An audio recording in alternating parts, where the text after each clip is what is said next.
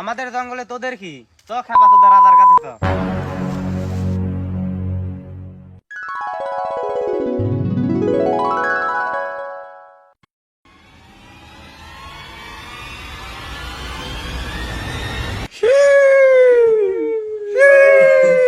তিনটা মানব জাতি আমাদের জঙ্গলে ঢুকে পড়েছে।